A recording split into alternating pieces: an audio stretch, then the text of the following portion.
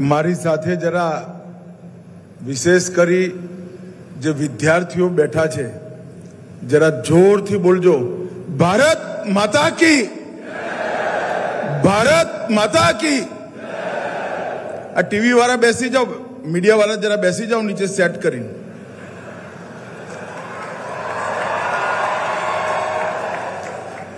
और चौकड़ी वाला भाई हाँ बेस जाओ। आजना आ नानकड़ा परंतु खूब महत्वपूर्ण कार्यक्रम में उपस्थित गुजरात राज्यना लोकप्रिय मुख्यमंत्री श्रीमान भूपेन्द्र भाई पटेल, भारतीय जनता पार्टी ना वरिष्ठ नेता, वर्षों सुधी राज्यना मंत्री और उपमुख्यमंत्री रहेला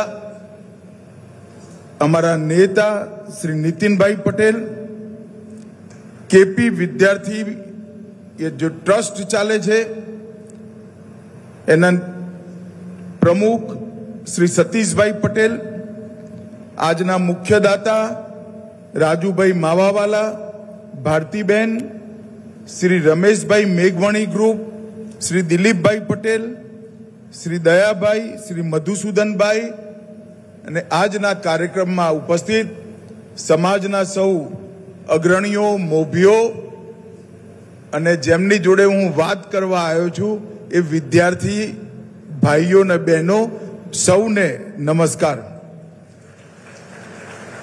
આજે રથયાત્રાના શુભ દિવસે અમદાવાદ શહેરના હૃદય જેવા વિસ્તારની અંદર राज्यभरमांथी उच्च शिक्षण माटे अमदावाद आवनारा विद्यार्थीओना रहेवा माटे अत्याधुनिक संकुल, हृदयने संतोष थाय एवुं संकुल अने बधा ज आधुनिक पेरामीटरथी सुसज्ज संकुल बनावा बदल हूँ श्री अमीन PJKP ट्रस्टना सौ साथीओने हृदयपूर्वक अभिनंदन आपू। कोई पण संस्था ની સ્થાપના થાય ને 5-10 વર્ષ ચાલે તેવું મનાય કે સંસ્થા ઘણી આગળ વધી, પણ કોઈ સંસ્થા 100 ની થવા આવે તો સમજી લેવું પૂરો સમાજ એની પાછળ હોય તો જ 100 ની થાય। संस्थाए 92 वर्ष सुधी अविरतपणे हजारों बाळकोना जीवनमां ज्ञाननो उजास भर्यो छे। आ मकाननुं ज्यारे भूमिपूजन थवानुं हतुं त्यारे मारी बहु इच्छा हती के हूँ आऊं, पण અહીં અમદાવાદ આવ્યા પછી મારે અચાનક પાછા જવું પડ્યું હતું અને હું નહોતો આવી શક્યો। એટલે સૌથી પહેલા તો હું સતીશભાઈનો આભાર માનું છું કે એમને મને આજે બોલાઈ મારા મનની ઈચ્છા પૂરી કરી। આ સંસ્થાની અંદર મંચ પર બેઠેલા બધા લોકોએ એવું કહ્યું કે મારા બાપુજી અહીં ભણ્યા હતા, હું અહીં ભણ્યો હતો। ઉત્તર ગુજરાતના વિશેષ કરી કોઈ ગામ એવું નહીં હોય જ્યાં કડવા પટેલ હોસ્ટેલની અંદર રહેલો વિદ્યાર્થી गुजरात અને દેશની સેવા કરવા માટે આ હોસ્ટેલે નહીં આવે। પરંતુ આજે હું મારો પણ એક જોડાવ છે અહીંયા કહેવા માંગુ છું। અહીંયા રેક્ટર હતા નટુભાઈ સાહેબ, ઘણા બધા લોકો એમને ઓળખતા હશે। હું માણસાથી અહીંયા ભણવા આવ્યો, યુનિવર્સિટી હોસ્ટેલમાં રહેતો હતો, एनसीसी जॉइन करी। नटुभाई साहेब अमरा रेक्टर था, एनसीसी ना इंस्ट्रक्टर था ने अहींया रेक्टर था। हूँ नानपणथी क्लीन सेव नतो करतो, दाढ़ी आवी ज राखतो तो। नटुभाईए बहु स्ट्रिक्ट डिसिप्लिन आग्रही हता। हूँ दाढ़ी ना कपावुं एटले 4 राउंड राइफल ऊंची करीने गुजरात कॉलेज में राउंड मलाववानी सजा मने करता था। પછી ધીરે ધીરે ખબર પડી કે નટુભાઈમાં કોઈ દયા બયા છે નહીં, એટલે મેં પણ ચાલુ કર્યું કે વહેલા આવી જવાનું, 4 રાઉન્ડ મારી લેવાના અને પછી આપણી પરેડ કરવાની, એટલે પરેડનો ટાઈમ બગડે નહીં. નટુભાઈ 2 કામ કર્યા મારા જીવનમાં. નટુભાઈને એક ગિલ સાહેબ હતા, એમને મને એક દાડો બેઠાડ્યો, એમને મને બોલાયો અને કહ્યું, ભાઈ તને ખબર છે તું સરદાર નથી, તારે દાઢી કરીને આવવું જોઈએ, એનસીસીની ડિસિપ્લિન છે, તું દાઢી કરીને આવતો નથી અને તારે રોજ 4 ચક્કર કાપવા પડે છે, એવું કેમ કરે? મેં કહું હું દાઢી કરું એટલે રોજ મારી 20 મિનિટ કામની બગડે, એટલે હું દાઢી નથી કરતો. તો એમને કહ્યું તારે સજા કાપવી પડે. મેં કહું હું કાપું જ છું. પછી એમને કહ્યું, ગિલ સાહેબ મારી જોડે રાઉન્ડ મારતા હતા, નટુભાઈએ કહ્યું કે તું દાઢી નથી કરતો, જાતે સજાને નિમંત્રણ આપ્યું છે અને મોઢું લટકાઈને રાઉન્ડ મારે છે. રાઉન્ડ તો મારવાના જ છે, ભલા માણસ તો હસતા હસતા માર, ઓબે વિથ સ્માઇલ. જીવનમાં જે આવી પડ્યું હોય એને હસતા હસતા સ્વાગત કરી સ્વીકારવું, એનો પહેલો શિક્ષણ મને નટુભાઈ સાહેબે આપ્યું. અને જેટલા કડક હતા એટલા જ માર્યું હતા. અહીં બેઠેલા છોકરાઓને ખબર નહીં હોય, 3 વર્ષમાં એકે શનિ રવિ એવો નહોતો કે નટુભાઈ એમની મોટરસાયકલ પાછળ હું સાયકલ લઈને અહીં આવતો અને મને આખો ગ્લાસ દૂધ પીવડાવતા હતા કેપી હોસ્ટેલની અંદર, કે દોડાયો છે તો દૂધ પણ પીવું. હું ખરેખર માનું છું ઓબે વિથ સ્માઇલનો નટુભાઈનો ગુરુ મંત્ર મારા જીવનમાં મને ખૂબ કામમાં આવ્યો છે. પરિસ્થિતિ આપણા જીવનમાં આપણું ભાગ્ય ઈશ્વર જે મોકલે એ આપણે નક્કી ના કરી શકીએ, પણ પરિસ્થિતિનો સામનો હસતા હસતા હિંમતથી, પુરુષાર્થથી અને મક્કમતાથી કરવાનું આપણા હાથમાં હોય. છોકરાઓ એકવાર મનમાં નક્કી કરી દેજો કે જીવનમાં જે પરિસ્થિતિ આવે એનો સામનો હું હસતા હસતા મક્કમતાથી કરીશ, જીવનમાં ક્યારેય તકલીફ નહીં. અને આ ગુરુમંત્ર મને આ કેપી હોસ્ટેલના જૂના બિલ્ડિંગના ભોજન કક્ષની અંદર નટુભાઈ પટેલ અને અમારા ઇન્સ્ટ્રક્ટર કેપી ગિલ હતા, સેનાના ઓફિસર હતા, એમને આપ્યું હતું. મિત્રો, આ સંસ્થાએ અનેક વિધ ગુજરાતને મોટું યોગદાન કરવાવાળા અહીંથી વિદ્યાર્થી થઈ નાગરિકો બનેલા લોકોને પૂરા પાડવાનું કામ કર્યું. અત્યારે આપણે જ્યાં બેઠા છે એ જ ભૂમિ પર સરદાર પટેલે અનેક દિવસ પણ ગુજાર્યા છે અને આઝાદીની ચળવળની અનેક મિટિંગો પણ કરી છે. આજે જે બાળકો અહીંયા બેઠા છે, વિદ્યાર્થીઓ બેઠા છે, એ બધા જ ભાઈ બહેનોને હું કહેવા માંગુ છું, દરેક ધરતીના એક સંસ્કાર હોતા હોય છે અને ધરતીનો સંપર્ક એ સંસ્કાર આપણી અંદર મૂકતો હોય છે. તમે સૌ શ્રી અમીન પીજે કડવા પાટીદાર વિદ્યાર્થી ભવનમાં જ્યારે વિદ્યાભ્યાસ માટે આવ્યા છો, હંમેશા યાદ રાખજો કે સરદાર પટેલ જેવા મહાપુરુષે અહીંયા આઝાદીની ચળવળ માટે મોટું યોગદાન કર્યું. આજે જે વિદ્યાર્થીઓ મારી સામે છે એમને દેશ માટે મરવાની જરૂર નથી.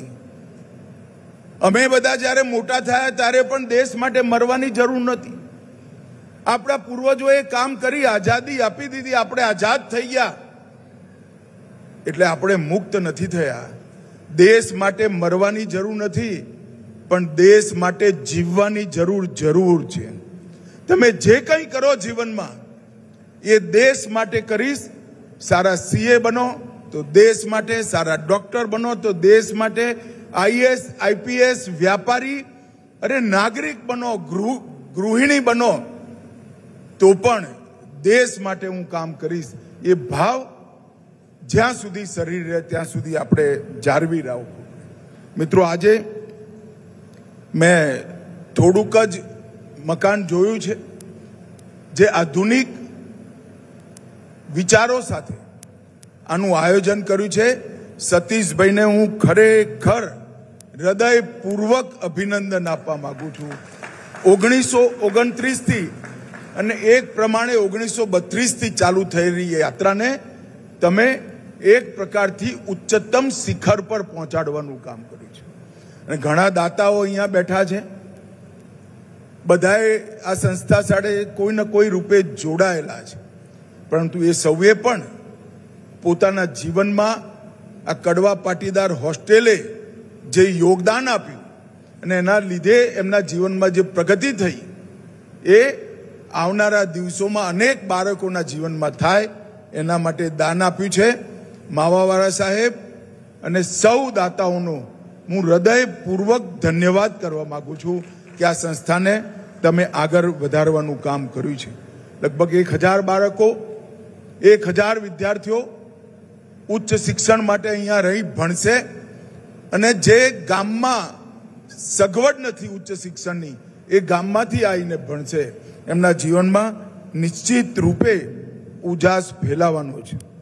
મિત્રો, શેઠ શ્રી દુર્ગાપ્રસાદ લશ્કરી, જયકૃષ્ણ હરિવલ્લભદાસ, લક્ષ્મીકાંત ભગુભાઈ અને શંકરલાલ ગુરુ આ સૌએ આ સંસ્થાને અહીંયા સુધી પહોંચાડવામાં 1930 થી 2016 સુધી યોગદાન આપ્યું છે અને સતીશભાઈ પણ 2016 થી અવિરત પ્રમાણે આ સંસ્થાને આગળ લઈ જાય છે.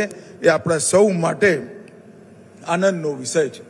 મિત્રો, આજે હું અહીંયા આવ્યો છું ત્યારે પટેલ સમાજ માટે પણ હું કંઈક કહેવા માંગુ છું. હું માણસાનો છું, ઉત્તર ગુજરાતમાં જ ભણ્યો છું, મોટો થયો છું. મેં પટેલ સમાજના અને વિશેષ કરી કડવા પટેલ સમાજના ઉત્તર ગુજરાતના મારા અનેક મિત્રો છે અને હું સમાજના વિકાસ પ્રવાહોનો અને રાજ્ય અને દેશના વિકાસ પ્રવાહનો વિદ્યાર્થી પણ છું. સમાજો કઈ રીતે આગળ વધ્યા, રાજ્ય કઈ રીતે આગળ વધ્યું, દેશ કઈ રીતે આગળ વધ્યો એ જુદા ના પડી શકાય એવી ઘટના છે.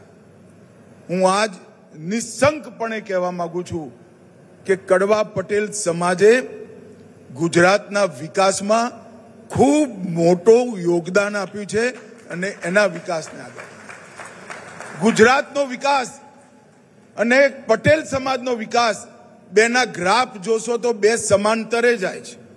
જેમ જેમ પટેલ સમાજનો વિકાસ થતો ગયો એમ ગુજરાતનો પણ વિકાસ થતો ગયો અને પટેલ સમાજને સામાજિક સંદર્ભમાં એની બીજી વ્યાખ્યા કરવી હોય તો પટેલ સમાજ એટલે કઠોર પરિશ્રમી સમાજ, એ કયા વગર ચાલે એવું જ નથી. વિદ્યાભ્યાસ, વેપારની સૂઝબૂઝ, હિંમત અને સમાજને એક સાથે આગળ વધારવો, આ ગુણોએ સમગ્ર પટેલ સમાજને અને વિશેષ કરી કડવા પટેલ સમાજને ખૂબ આગળ વધાર્યો. અને આ સમાજે કેવળ પોતાનું ના વિચાર્યું, પોતાની સાથે સાથે સમાજનો વિકાસ કરતા કરતા ગુજરાત અને દેશના વિકાસની સાથે પણ તારતમ્ય સાધી દેશ અને રાજ્યના વિકાસમાં પણ બહુ મોટું યોગદાન કર્યું છે. કડવા પટેલ આ હોસ્ટેલ અમે બધા ભણતા હતા ત્યારથી મેઘાવી વિદ્યાર્થીઓનું આશ્રયસ્થાન થતું હતું. ચૂંટણી તમારે વિદ્યાર્થીઓના રાજકારણમાં ગમે તે ચૂંટણી લડવી હોય તમારા સ્કૂટરને કેપી હોસ્ટેલમાં લાવવું જ પડે, નહીં તો ચૂંટણી હારો જ હારો. હું ખૂબ ચૂંટણીઓ લડ્યો છું, CR થી માંડીને GS થી લઈને સેનેટ થી લઈને વેલફેર સુધીની દરેક ચૂંટણીમાં યુનિવર્સિટી હોસ્ટેલ અને કેપી હોસ્ટેલ એ ચૂંટણી જીતવાનું ગુરુમંત્ર આપવાની જગ્યાઓ હતી. આપ સૌ બાળકો, વિદ્યાર્થીઓ, ભાઈઓ બહેનો ખૂબ ભાગ્યશાળી છો કે ઐતિહાસિક સ્થાન પર તમને સૌને ભણવાનો મોકો મળ્યો છે. તમારા જીવનને સ્વ પરથી પર પર લઈ જજો. પોતાનું કલ્યાણ કરવું એ દરેક વ્યક્તિનો અધિકાર છે, પણ પોતાના કલ્યાણ કરવાનો માર્ગ એવો પસંદ કરવો કે પોતાના કલ્યાણની સાથે સાથે સૌનું કલ્યાણ થાય એવા રસ્તા પર પોતાનું કલ્યાણ કરવું. અને વિદ્યાર્થીઓને આજ એક અંતિમ વાક્ય કહી મારી વાત પૂરી કરીશ. મિત્રો, જીવનમાં એક લક્ષ્ય રાખી દેજો.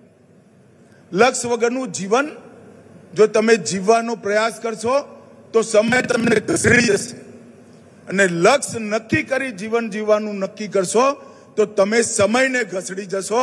આટલો ફરક પહેલા સમજી લેજો.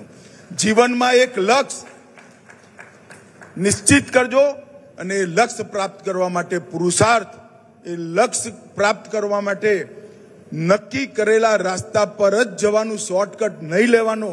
આટલું તમે નક્કી કરી લેશો તો ભગવાને તમને જે ક્ષમતાઓ આપી છે એ બધી જ ક્ષમતાઓ ઓપ્ટિમમ લેવલ પર બહાર લાવી લક્ષ્ય સિદ્ધિ તમે કરી શકશો એનો મને વિશ્વાસ છે. આજે સૌ ટ્રસ્ટીઓનો હું હૃદયપૂર્વક આભાર માનવા માંગુ છું કે આજે નટુભાઈ સાહેબને યાદ કરી ફરી એકવાર વર્ષો પછી 1985 પછી આ જગ્યા પર આવી તમારી સૌની સાથે વાત કરવાનો મને મોકો આપ્યો. હૃદયથી ખૂબ ખૂબ ધન્યવાદ અને વિદ્યાર્થીઓને ખૂબ ખૂબ શુભકામનાઓ.